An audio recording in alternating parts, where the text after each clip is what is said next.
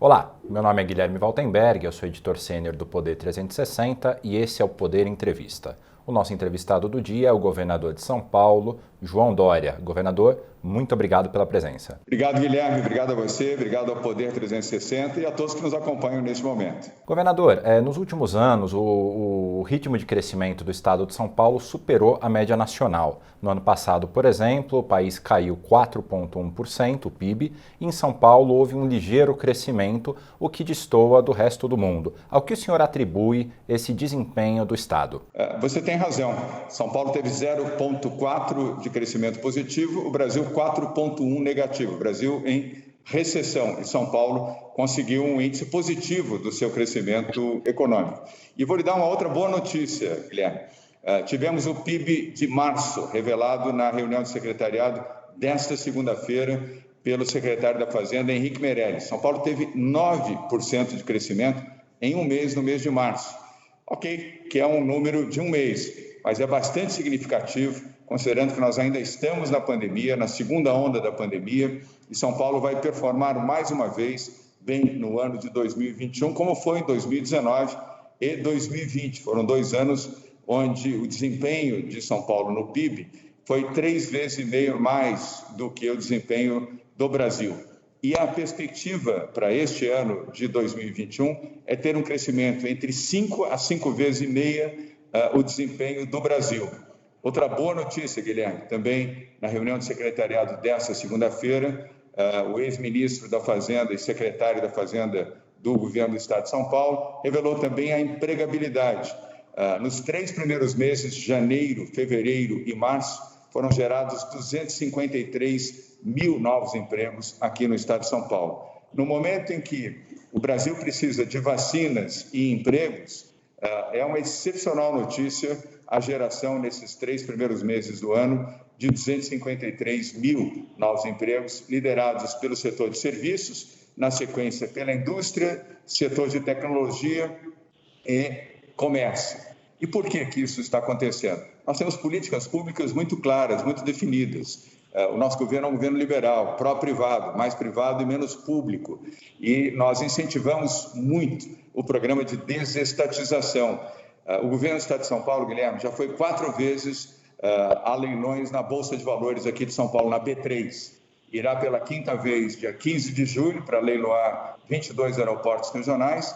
E ainda nos meses de setembro e novembro, mais 2 vezes para leilões rodoviários e ferroviários. Cada obra de infraestrutura que é leiloada para o setor privado e que começa a ser executada, ela gera de 1.000 até 4.000 empregos diretos. O setor de infraestrutura é forte demandador de mão de obra, de todos os níveis, do mais simples até o engenheiro mais qualificado. E nós já fizemos aqui concessões desde a maior rodovia, a mais longa rodovia concessionada no Brasil, com 1.273 quilômetros, que é a rodovia Pipa, de Piracicaba Panorama, um investimento de 15 bilhões de reais, liderados pelo Fundo Soberano de Singapura, ligando o oeste ao leste do estado, corta o estado de São Paulo por inteiro. Apenas uma obra gerando 3.200 empregos. Estou dando o exemplo de uma obra, que é essa da Pipa. Vou dar um segundo exemplo, para não alongar demasiadamente, Guilherme, que é a linha do metrô aqui em São Paulo, a linha norte, que liga o extremo da zona norte da capital de São Paulo ao centro da cidade, que foi negociada com o Grupo Acciona, um grupo da Espanha, em regime de PPP, parceria público-privada. 7 bilhões de reais do governo do Estado de São Paulo, 7 bilhões de reais da Acciona. Nós já temos 2.100 funcionários trabalhando na primeira etapa dessa obra. No pico, ela terá 5.400 funcionários trabalhando. É a maior obra de infraestrutura do país, essa obra do metrô aqui na cidade de São Paulo. Dei 2 exemplos, poderia dar outros, mas isso ajudou a gerar empregos, a movimentar a economia, a ativar a vida econômica do estado de São Paulo, mesmo diante da pandemia. Mas tem uma questão que a vacinação é o que deve fazer a economia voltar a girar da forma que a gente gostaria de ver. Caso haja atrasos no plano de vacinação nacional, essa expectativa que o senhor revelou agora há pouco do crescimento de São Paulo vai ser mantido ou ela é condicionada ao avanço da vacinação? Não, ela pode até ampliar-se, Guilherme, e não é excesso de otimismo, é uma visão realista, é uma visão que tem no comando Henrique Meirelles. É outra vantagem também de termos uma boa equipe, Guilherme. Quem tem um bom time consegue fazer um bom jogo. E eu aqui formei uma boa equipe de trabalho com vários secretários que foram ministros do governo Temer, bons ministros no governo passado, e outros que conhecem profundamente a máquina pública aqui do Estado de São Paulo e trouxe muitas pessoas também do setor privado. Se nós avançarmos na vacinação no país, como vamos avançar aqui em São Paulo, aqui, Guilherme, nós vacinaremos todos os paulistas e todos os brasileiros que moram em São Paulo até 31 de dezembro. Todos que podem ser vacinados serão vacinados aqui em São Paulo até 31 de dezembro. E você sabe que o sistema vacinal, nós teremos a imunidade de rebanho acima de 75% das pessoas vacinadas, já teremos essa imunidade e condições de maior segurança para ir e vir e a circulação das pessoas. Ainda precisaremos de proteção e cuidado, mas aí nós já estaremos com a economia livre, operando em plenitude em todos os seus segmentos. Então, os números que foram alcançados até aqui, Guilherme, poderão ser superiores, inclusive, a partir de agosto deste ano. O governo fez recentemente uma concessão da CPTM e arrecadou aproximadamente 1 bilhão. São 22 aeroportos que o governo do estado de São Paulo pretende leiloar até o fim do ano e existe também a expectativa de fazer a privatização ou a concessão do Rodoanel Norte, mas ela está embargada na Justiça. A Justiça, na avaliação do senhor, ela prejudica, existe um excesso de ativismo com relação a concessões e privatizações no Brasil? Não, Guilherme, faz parte do jogo. É evidente que nos aborrece ter que aguardar, esperar decisões judiciais, mas é parte do jogo. Nós respeitamos a Justiça e aqui em São Paulo nós não temos confronto com a Justiça, nem com o Ministério Público e nem com o Tribunal de Justiça do Estado de São Paulo, e muito menos com os órgãos reguladores e fiscalizadores, Tribunal de Contas do Estado, com as defensorias que atuam aqui no Estado de São Paulo. A relação é fluida, boa, bastante respeitosa. O Rodoanel vai ser liberado, aliás, a liberação nos próximos dias para a retomada das obras e a sua conclusão. Evidentemente, não vamos conseguir concluir, como era o nosso projeto, até o final de 2022. Perdemos quase um ano, dada essas medidas de ordem judicial, que foram demandas de empresas que se sentiram prejudicadas e que acionaram o Tribunal de Justiça do Estado de São Paulo. Mas até 2023, essa última etapa do Rodoanel estará pronta, entregue para a população e o Rodoanel Mário Covas completamente operante aqui no Estado de São Paulo. Como você mencionou, no dia 15 de julho, vamos leiloar 22 aeroportos regionais aqui do Estado de São Paulo, inclusive os aeroportos mais importantes do Estado de São Paulo, que são maiores do que muitos aeroportos de capitais brasileiras. É o caso de São José do Rio Preto, é o caso de Ribeirão Preto, é o caso de Araraquara, que são aeroportos robustos para carga e passageiros. Assim como já fizemos aqui em sistemas rodoviários, ferroviários, metroviários e até mesmo já leiloamos e hoje está em mãos privadas a concessão do zoológico, do Jardim Botânico, dos hortos florestais aqui do Estado de São Paulo, do Parque da Serra do Mar e outras iniciativas como a Usina São Paulo aqui junto ao Rio Pinheiros, que, aliás, Guilherme, outra boa notícia, será entregue limpo e despoluído até o final de 2022. Nós já temos 69% de toda a obra de despoluição do Rio Pinheiros já concluído. Vamos aí para a última etapa com 31% de despoluição e limpeza do Rio Pinheiros, depois de 70 anos, Guilherme. Eu tenho 63 anos. Quando eu nasci, já se falava que o Rio Pinheiros seria despoluído. E eu teria o orgulho, como governador, de entregar à população de São Paulo o rio limpo e despoluído. Perfeito. Governador, falando sobre as vacinas. Nessa quarta-feira, o presidente Jair Bolsonaro voltou a fazer um ataque à China, dando a entender que eles criaram um vírus e que seria uma arma biológica, uma arma química ou algo do gênero. Como é que o senhor avalia essa declaração do presidente? O quanto que isso pode impactar na vacinação no Brasil? Guilherme, mais um desastre do presidente Jair Bolsonaro.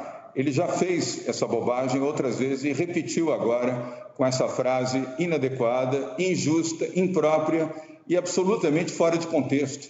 No momento em que a China é o maior parceiro comercial e econômico do país, maior parceiro comercial e econômico aqui também do estado de São Paulo, e neste momento o nosso maior parceiro para os insumos para as vacinas, Guilherme, não apenas a vacina do Butantan, a Coronavac, como também a AstraZeneca. Os insumos da AstraZeneca são produzidos em 2 países, na Índia e na China. A Índia, evidentemente, não tem mais condições, face ao aumento da pandemia, infelizmente, naquele país, de fornecer nem vacinas, nem insumos para outros países. E a China, que tem e está fornecendo, é agredida de maneira gratuita pelo presidente Jair Bolsonaro, numa afirmação completamente estapafúrdia de que a China criou, desenvolveu o vírus para impregnar o mundo com a Covid-19. Chega a ser infantil de um presidente da República fazer uma afirmativa como essa. Mas infantil ou não, é uma afirmativa que só prejudica as relações do Brasil com a China e dificulta também a liberação do IFA, que são os insumos necessários para as nossas vacinas que estão salvando os brasileiros aqui em nosso país. Eu lamento que o presidente Bolsonaro, mais uma vez, deu um péssimo exemplo de diplomacia internacional, prejudicando as relações com o nosso maior parceiro, que é a China.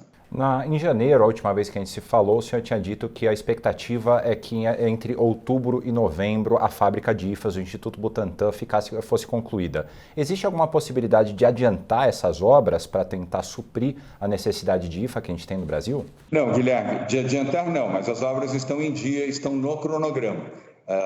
Durante o mês de setembro, no mais tardar até o dia 10 de outubro, as obras estarão concluídas completamente. E, a partir de então, iniciam-se as instalações dos equipamentos. São equipamentos importados da China, da Grã-Bretanha e dos Estados Unidos. Essas instalações levam cerca de 40 a 45 dias. Os equipamentos, alguns até já foram embarcados, alguns até já chegaram aqui. E outros chegarão, porque virão de navio para a chegada, conforme mencionei, a partir do dia 10 de outubro. E já em dezembro, até o dia 10 de dezembro, esses equipamentos estarão instalados e, dependendo da aprovação da Anvisa, que para produzir a vacina, ainda que a vacina já aprovada, que é a Coronavac, os equipamentos e o site industrial do Butantan precisará da aprovação da Anvisa. Mas eu não tenho nenhuma dúvida de que a Anvisa fará a fiscalização cabível, necessária, e dará a sua aprovação. E até o final de dezembro, portanto, nós já estaremos produzindo a vacina Coronavac 100% realizada aqui no Brasil, com insumos, invase, o invólucro, as caixas, totalmente sob controle do Brasil, do Instituto Butantan. E já em janeiro, em ritmo de escala industrial para a produção de até 1 milhão de doses por dia. A escala é gradual. Uma fábrica de vacinas, eu aprendi com o Dr. Dimas Covas, que ela começa a funcionar num ritmo e vai crescendo e vai acelerando a sua produção. E temos, portanto, essa é a boa notícia. Não há atraso, embora não há adiantamento. Porém, uma outra boa notícia, Guilherme, que naquela época eu não pude dar a você, e agora eu posso afirmar. Nós estamos também com a nova fábrica da Butanvac, que é a fabricação da nova vacina, que tem o mesmo princípio do vírus inativo que tem a vacina contra a gripe. Portanto, as instalações, equipamentos já estão aqui no Butantan. Produzem a vacina contra a influenza, contra a gripe. E o Instituto Butantan, que tem alta tecnologia, o Butantan tem 120 anos de existência. São raras as instituições científicas do mundo com 120 anos de existência, e essa é a idade do Butantan, servindo a vida e a proteção das pessoas. E a Butanvac aguarda, neste momento, a aprovação da Anvisa, neste momento, eu digo, nas próximas 24, 48 horas, para iniciar a testagem, que é uma testagem de, no máximo, 90 dias, Guilherme, porque testa aquilo que já se conhece. Já se conhece o vírus inativo, o formato, os equipamentos. A base são os ovos especiais, portanto, é o maior consumidor de ovos do Brasil. Portanto, uma tecnologia de domínio do Butantan, e que a Anvisa conhece, evidentemente. Acabamos de fornecer 80 milhões de doses da vacina contra a gripe, que é a que provavelmente você já tomou, eu tomei e outros também, para o combate à influenza, à gripe aqui no Brasil. Então, essa é uma boa notícia. Tínhamos uma vacina produzida no Brasil, prevista para iniciar em dezembro, agora temos duas, sendo que esta vacina Butanvac, Guilherme, nós já autorizamos, eu assinei a autorização na quarta-feira da semana passada para que o Butantan produza 40 milhões de doses e já começou a produzir.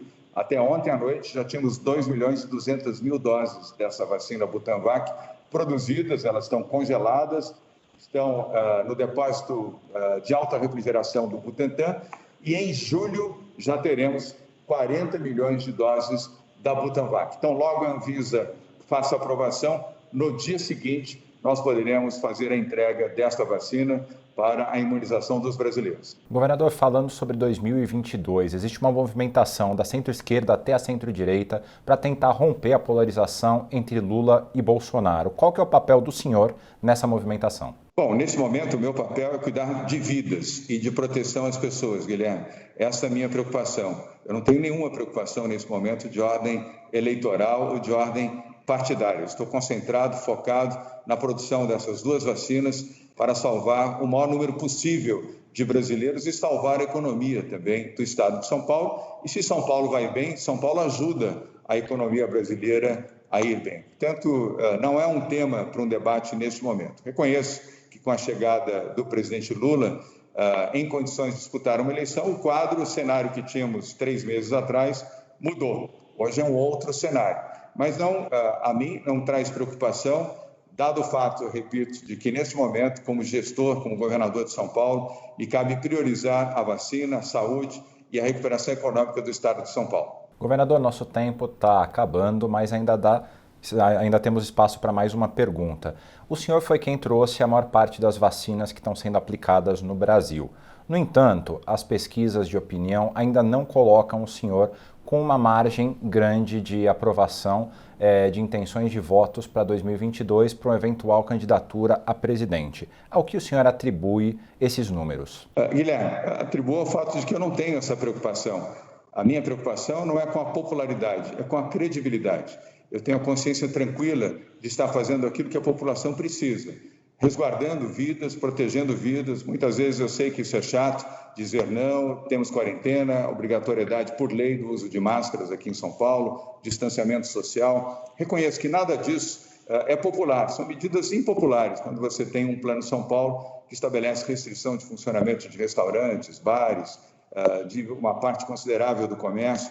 Tudo isso traz um efeito e que reconheço, que entristece as pessoas, mas protege as pessoas. E sem vida não há consumo, Guilherme.